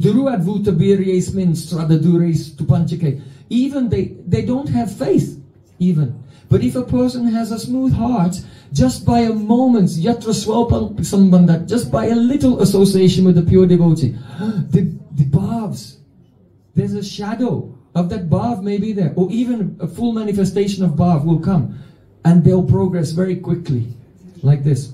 So it depends that sometimes there's some offense, but we should know that the mercy of Vaishnavas is always effective. And if a person meets a pure devotee in this life and serves them a little and pleases them a little, then in the next life they'll have a very good chance. Because we spoke how it's much easier for the person who has the praktan sanskar, the last life's impressions, than the person who has the aduniki sanskar, who's only developing them in this life. Yeah. Yes? I have a question too. You spoke about Rupa Goswami, therefore I want to ask about Rupa Goswami. Why is Govinda Dev the Ishta Dev of Rupa Goswami? And does it mean that just because Govinda Dev appeared to Rupa Goswami, he automatically becomes the Ishtadev of Rupa Goswami? Because also there is only one Nrsimhadev, and according to his mood he has different names. So one cannot say like, oh, this mood of Nrsimhadev is my Ishtadev. It's always Nrsimhadev who is the Ishtadev. And yes. So what is the connection of Govinda with Rupa Goswami, or Madan Mohan with Sanatana Goswami? 18 Thakur Gaudiyachi Koriyachen Atmasat, 18 Atana Bandon Tinimoranath. Who is a Gaudiya Vaishnav? A Gaudiya Vaishnav is that person whom Govinda, Gopinath and Madan Mohan have made Atmasat. That means that they've incorporated them into their hearts and into their Leela, into their eternal service, and made them one. As if their bodies are one, their minds are one, their senses are one. Those persons who have no independence from Govinda, Gopinath and Madan Mohan, who never feel themselves, who are fully dependent on them, who never feel themselves independent, whose entire existence is only to please them. They're called Gaudiya. So a Gaudiya is not a person who's only devoted to this one, or this one. Govinda, Gopinath, Madan Mohan have made the Gaudiyas Atmasat. And so the implication is that Madan Mohan is Krishna, Govinda is Krishna, Gopinath, they're all Krishna. But Madan, it depends on the stage of a person's development. So first, to become established in Sambandha Gyan, we have to have the darshan of Krishna, who is Madan Mohan, is so beautiful, he bewilders Cupid. Because everyone in this world is bewildered by Cupid. And that's why we can't get out.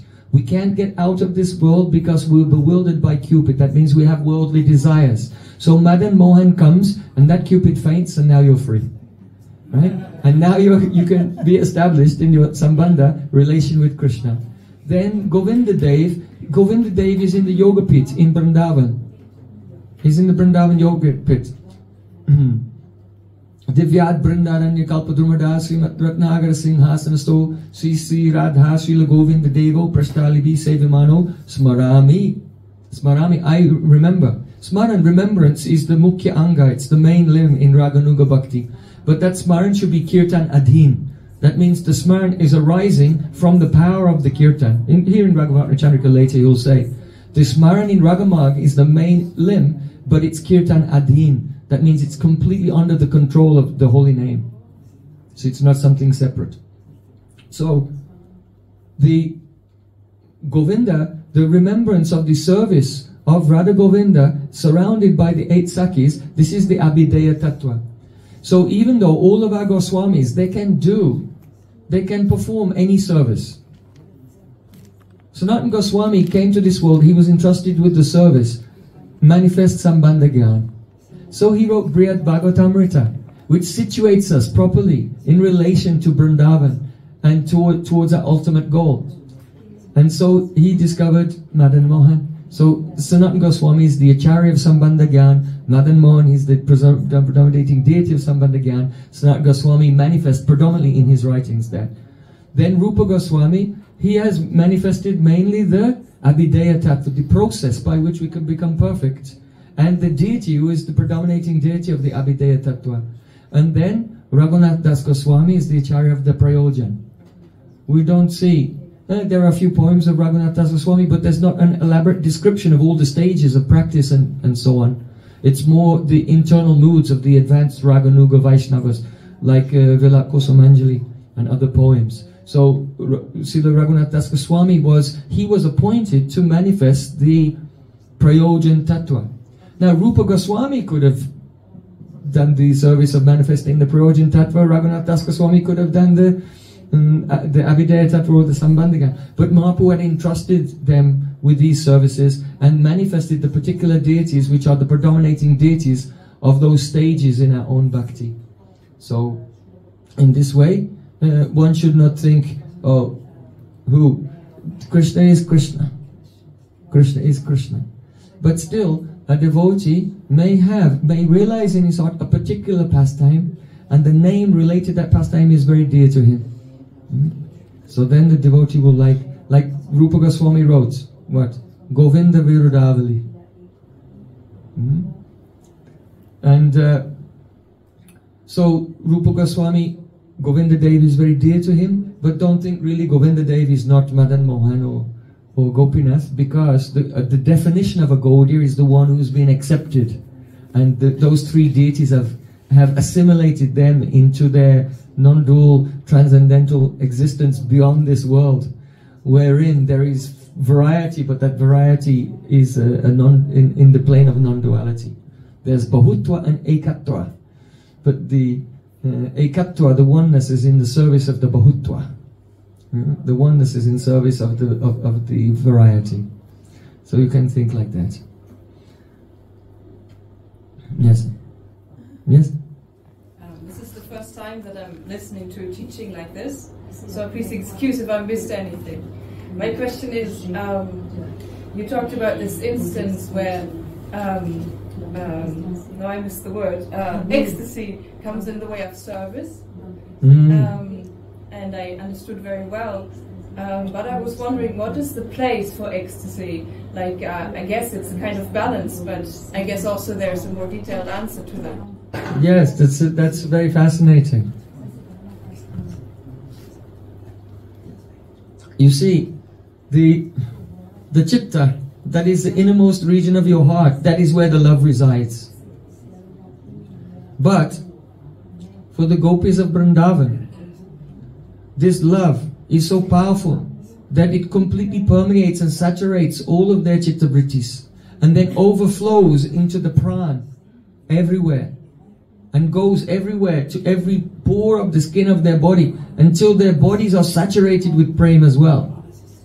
And then this causes the physical ecstasies, such as trembling, hair standing on end, horripilation, perspiration, tears flowing, becoming stunned. And so, for example, becoming stunned, then you can't serve when you're stunned. And if you have tears in your eyes, you cannot see, you cannot look, see what's going on. You may want to speak, but you cannot, because the voice is choked. Or it may be an ecstasy is making you speak, and you can't stop speaking, and your speaking is getting in the way of the service as well. pratyuha pulakankarena nividashlesheni meshena cha krida kuta vilokate rasudam kata kelibi anandadi gamena manmata kala yudepi yasmin abut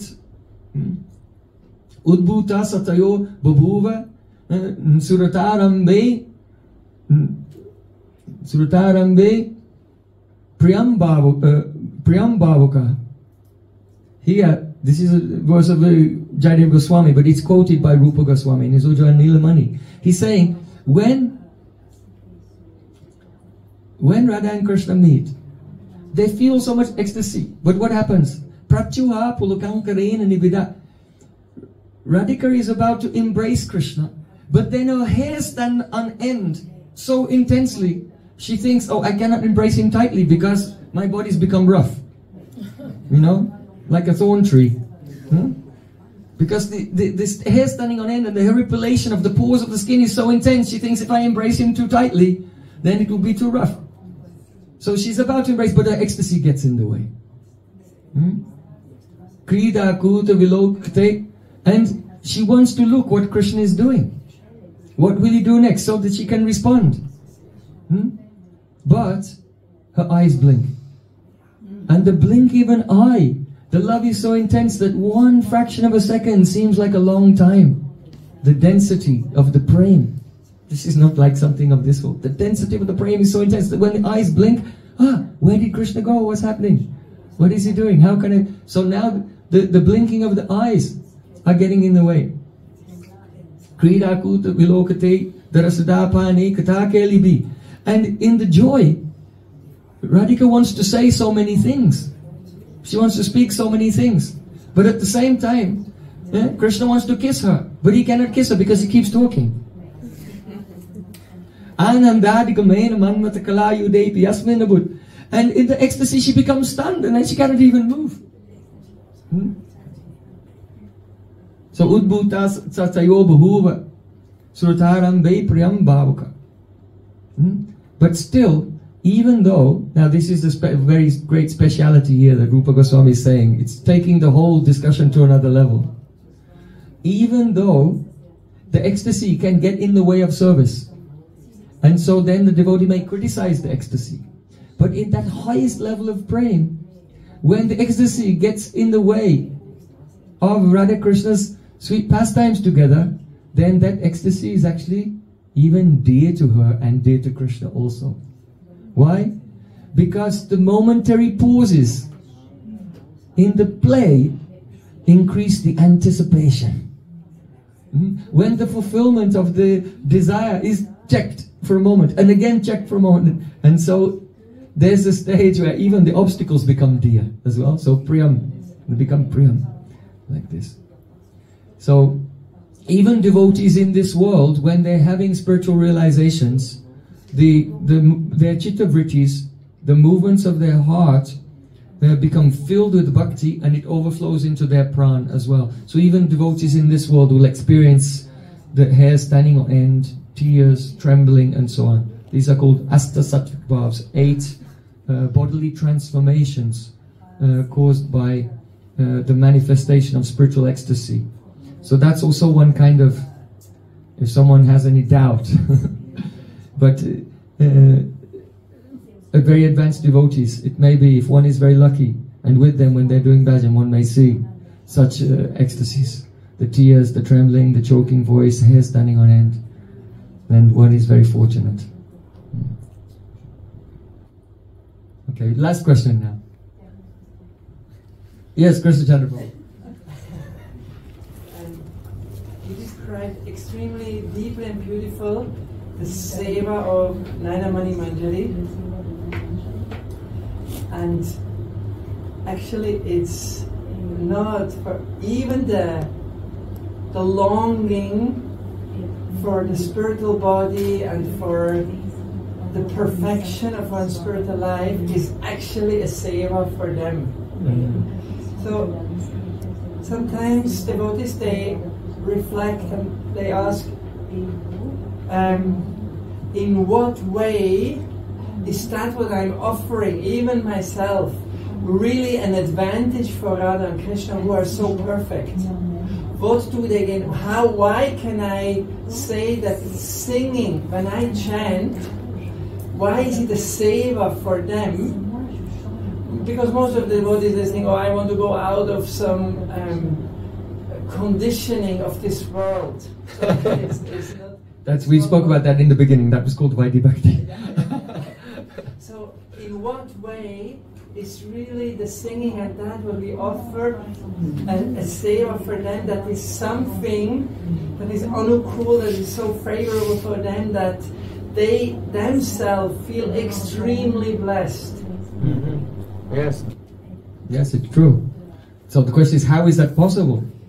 And the answer is this, that one example is given by Srila Jiva Goswami Pad in Priti Sandarbha, that if a person has a flute, then they blow their breath into the flute. It was the same breath that was inside them, but when it was in the flute, it became music. And that music has the power to make you laugh, to make you cry, to make you feel melancholy, to make you feel love. So many emotions can come. So, though the breath inside and the air in you and the air in the flute is the same air, but when it's in another container, it produces another effect. So in the same way, Krishna is Sachidananda Vigraha. He's the embodiment of Sat, eternal existence, Chit, consciousness, and Ananda, joy. But when his joy comes out and goes into you, or to any devotee, his own joy potency gives him more varieties of happiness in you than when it's in him. Just as the air in your body gives you happiness, breathing is a good thing. No one wants to stop breathing. But the air, when it goes in the flute, has the potential to produce so many emotions that just your ordinary breathing will not produce. So this is one understanding. Now another understanding is that Ananda Chinmaya Rasa Pratibhavitabi Stabiya Eva Nijarupataya Kalabi. Radhika herself is the complete Ananda. The total Ananda of Krishna is manifest as outwardly as the Ladini Shakti Swarup, the embodiment of his pleasure potency. That is Radhika. And then Radhika herself has expanded herself and become Lalita, Vishaka, Chitrachampakalata and all the main Sakhis. And she also expands herself and becomes all the Manjaris as well. So those Manjaris are also expanding. And so our Guru Parampara, they are those expanded Manjaris, and they expand again. And when a disciple surrenders to his Guru, that expansion that comes from Sri Guru, that's your spiritual body. And so our spiritual form is in the ultimate issue actually a part of Radha Krishna's reality. And they're gradually manifesting, and the living entities are taking up their spiritual forms. So someone will say, well, does that mean the form's there, or is it there? That is called Paritijana Gyan. Your intelligence is trying to break reality into pieces. Reality doesn't have pieces. It's called Vadanti tat tat bhavidas tatvam yad jnanam advayam. Where is Krishna? There. Where is Radhika? There. Where is Vrindavan? There. Everything is there. And so one will realize in the heart, one's Swarup is there also. So the transcendental reality is not divided by time and not divided by space. So you can say, well, that's not me because I haven't attained it yet. Well, you just divided reality by time. And if you say it's somewhere else, it's not there, now you've just divided reality by space. So that's the problem with the material intelligence. One only gets Paritijana Gyan, little bits of knowledge, where the holistic view of reality is just fractured into the disparate and inharmonious pieces, contentious, conflicting pieces. But in the ultimate reality, everything is harmonized. Okay. Is it covered it somewhat? Yeah.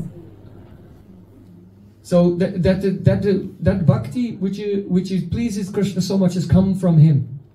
When a devotee, let's say a devotee from here attains their service there and is singing, the energy by which they're singing is Krishna's own pleasure potency. That's why it gives him pleasure, because it's his pleasure potency. Bhakti is the vilas of Swarup Shakti. It's the play of Krishna's spiritual energy.